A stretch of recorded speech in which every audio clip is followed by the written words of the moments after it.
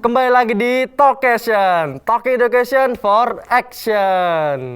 Nah, kita di rumah sekarang saya masih bersama dengan Mbak Vera selaku koordinator dari Sekolah Gajah Wong, Mbak ya. Tadi di pembahasan sebelumnya kita sudah membahas tuh Mbak mengenai Sekolah Gajah Wong, alasan berdirinya dan terbentuknya bagaimana. Nah, sekarang saya penasaran nih kira-kira mengenai kurikulum yang tadi Mbak jelaskan mengenai ada kearifan lokal dan sistem pembelajaran lingkungan dan sosial juga Mbak ya. Nah, itu sebenarnya seberapa penting sih Mbak kurikulum itu diterapkan di lingkungan Sekolah Gajah Wong itu?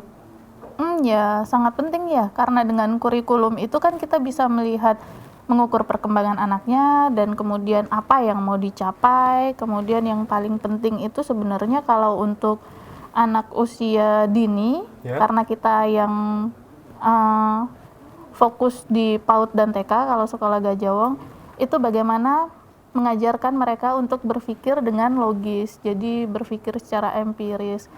Jadi selalu ada pembuktian-pembuktian. Selalu ada pembuktian untuk sekolah itu ya, atau untuk pembelajarannya? Pembelajarannya, kayak misalnya ada tema apa nih, misalnya tema kuda.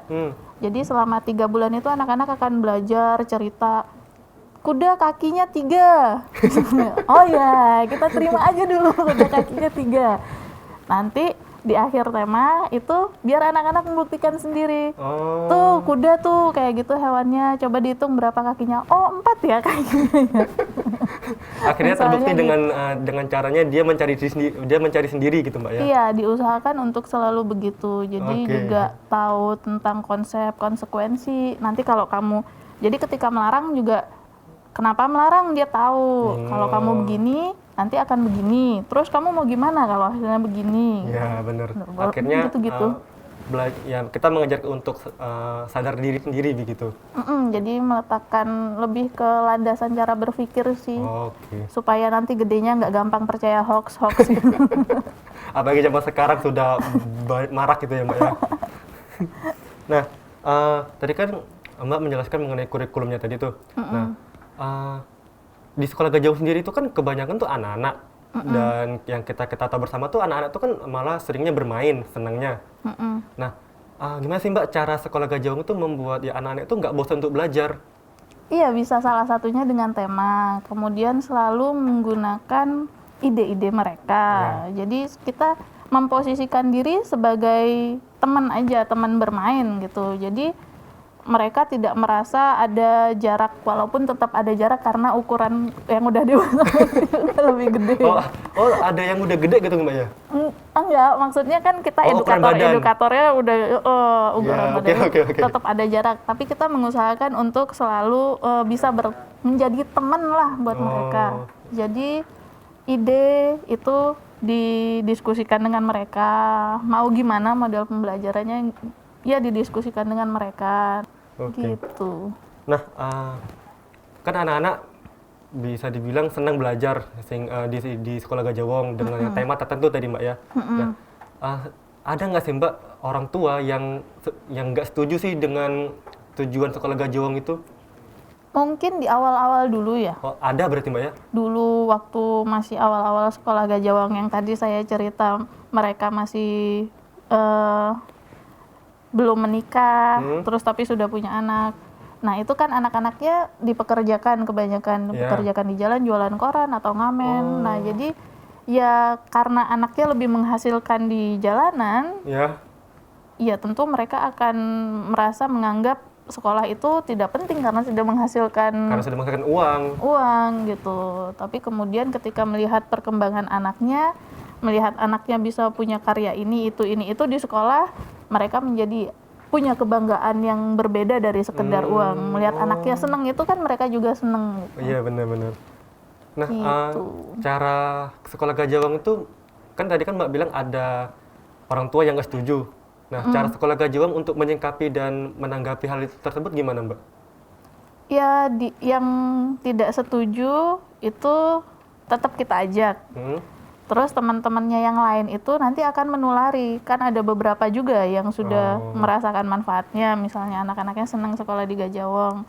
Terus nanti mereka akan ngasih tahu ke temennya yang lain. Oh, cerita dengan mereka juga. Iya, jadi kita juga nggak akan maksa-maksa gitu juga nggak, tapi lebih ke persuasif sih.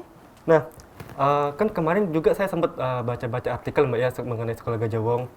Dan ternyata saya baca tuh ada juga negara lain yang seperti yang seingat saya tuh Australia dan Malaysia itu juga tertarik dengan kurikulum Sekolah Gajah Wong. Benar Mbak ya? Iya, ada yang apa ya? Penelitian atau magang itu di sekolah. Kalau beberapa teman ada yang tertarik dengan metode pembelajarannya yang menggunakan barang-barang 3R, recycle, reduce, reuse. Kita kan selalu menggunakan itu. Oke.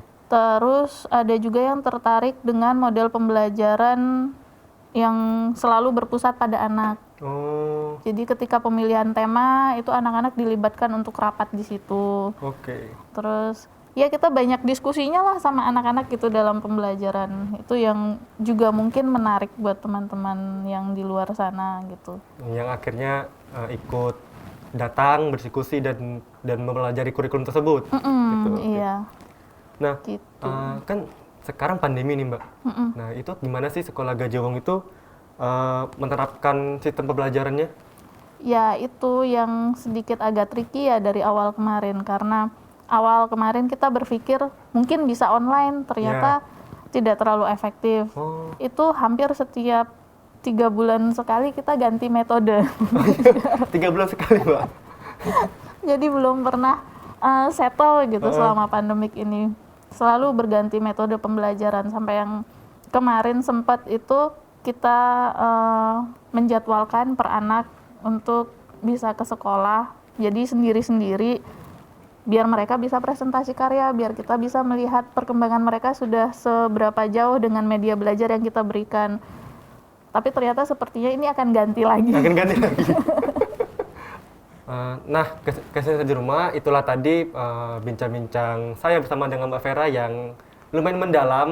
Dan setelah ini saya bersama dengan Mbak Vera akan bermain games yang pastinya tidak kalah menarik dan seru dari episode-episode sebelumnya.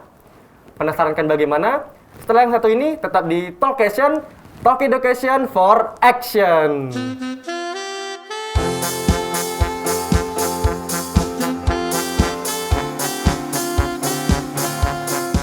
Hal ini juga penting untuk membentuk kepribadian seseorang. Hal ini biasa disebut titik-titik.